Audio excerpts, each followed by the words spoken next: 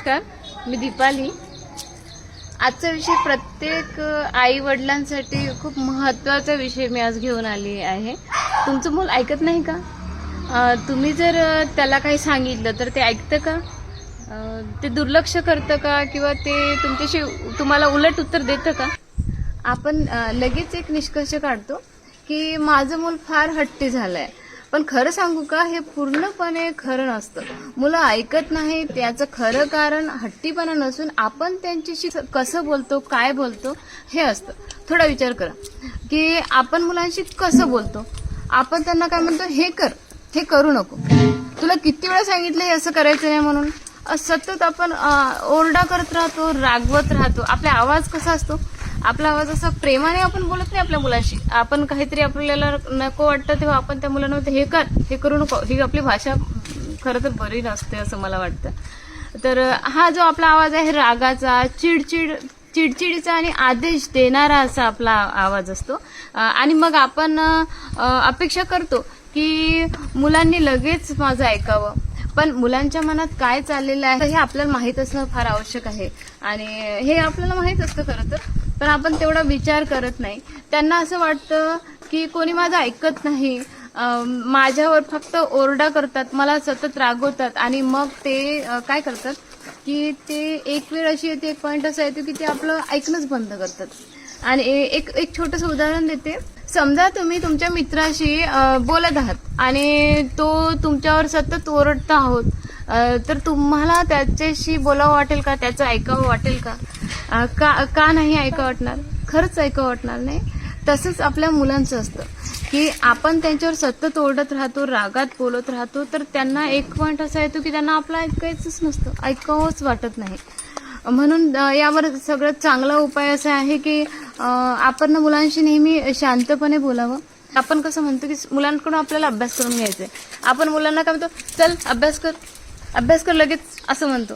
तर ही भाषा न वापरता आपण त्यांना असं म्हणू शकतो की बेटा आपण 10 मिनिट अभ्यास करूया आणि नंतर मग आपण खेळायला जाऊया, ठीक आहे? बरं, ही भाषा बदलली।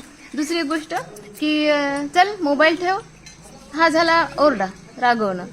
पण आपण मुलांना हेच आपण वेगळ्या भाषेत कसं सांगू शकतो की आता 5 मिनिट बाकी, 5 मिनिट मोबाईल बघायचा, त्यानंतर आपण दुसरा गेम खेळूया।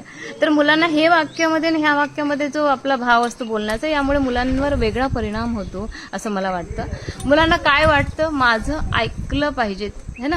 तर हे जे आपली भाषेमध्ये जो बदल होतो बोलण्यामध्ये, त्यामुळे मुलांना वाटतं की माझं ऐकलं जातंय, माझ्याशी माझी आई किंवा माझे बाबा माझ्याशी प्रेमाने बोलते, आणि मग ते आपोआप आपलं ऐकायला लागतात। कारण की आपल्या भाषेमध्ये आदेश नसतो, राग नसतो, ओरडा नसतो।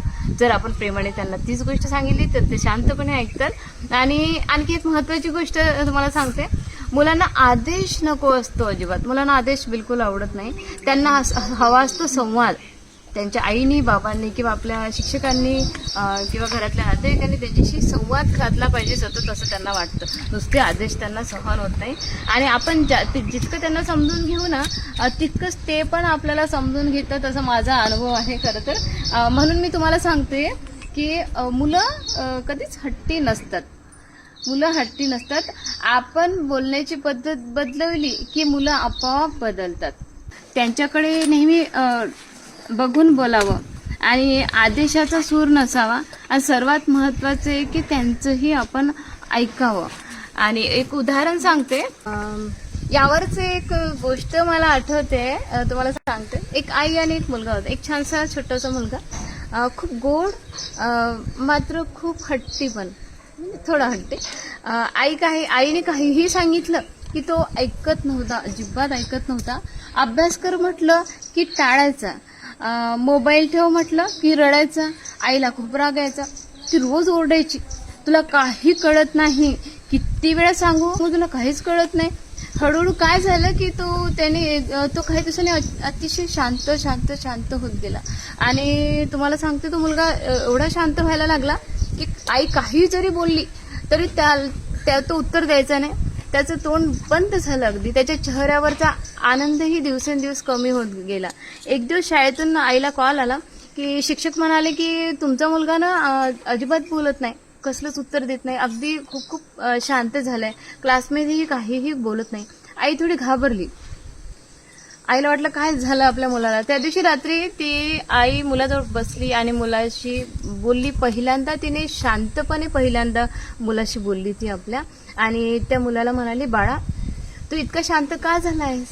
तेव्हा तो मुलगा हळू आवाजात आईला म्हणाला, आई तू नेहमी मला रागवतेस, सतत मला बोलत राहते, माझं काहीच ऐकून घेत नाही, मलाच तू रागवत राहते सतत, म्हणून मीच तुझ्याशी बोलणं बंद केलं, म्हणून मला स्वतःचं बोलणंच बंद करायचं, मला बोलायचंच नाही आता कुणाशी, असं त्याने आईला उत्तर दिलं.